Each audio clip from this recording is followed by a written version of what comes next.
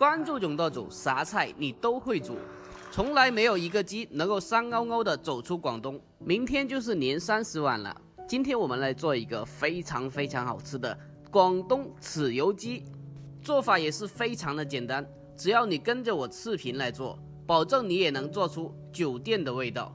赶紧收藏起来，年夜饭的餐桌上又学会了一道非常好吃的硬菜。哦，得了，葱啊，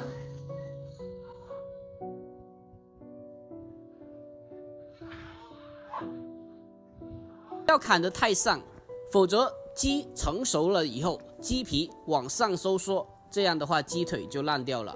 剩下的鸡脚可以改天拿来煲汤。接下来我们准备一些料头，准备1小块的老姜，然后将它改刀切成薄片。切好之后，先给它装起来。再准备一些干葱头，这个是类似洋葱的一种小葱头，它的香味会比洋葱要香很多。将它改刀切成小块，然后同样装起来先。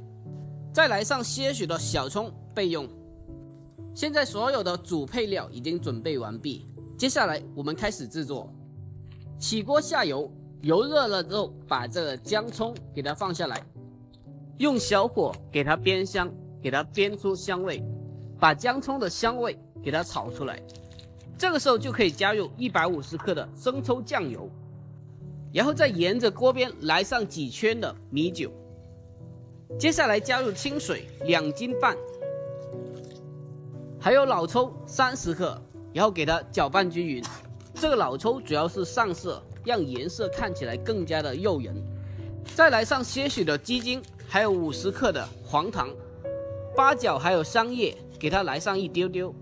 接下来把处理干净的鸡给它放进来，还是3上3下，放下去3次，提起来3次，目的是为了收紧鸡皮，还有让汤水反复的灌到腹腔里面，从而使得鸡腹腔内外的水温能够达到一致。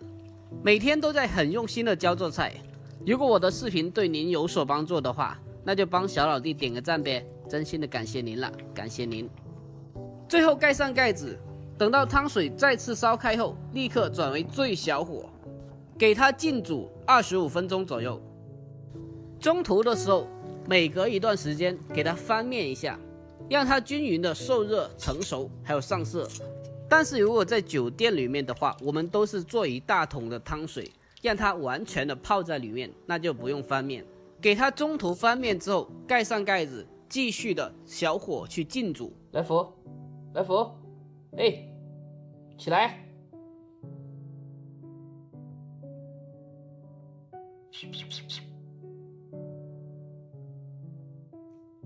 好了，这时候已经是25分钟了，打开盖子看一下，怎样去分辨它成熟没有？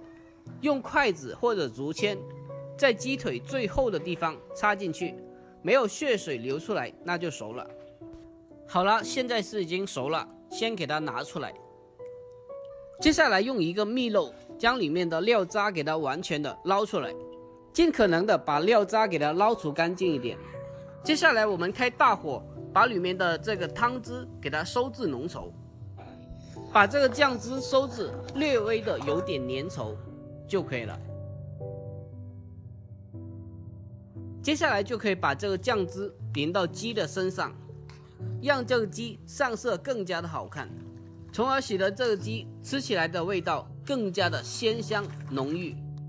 大家看一下，现在这个鸡上色已经非常好看了，看着就非常的有食欲。最后给它稍微的晾凉一下，然后开始砍件，把这个翅膀沿着关节给它卸下来。哇塞，看着就非常的想吃。话说回来，有没有人像我一样有一个特别的爱好，特别的想吃这个鸡的屁股？每次看到这种做熟的鸡屁股，总是有一股忍不住流口水的冲动。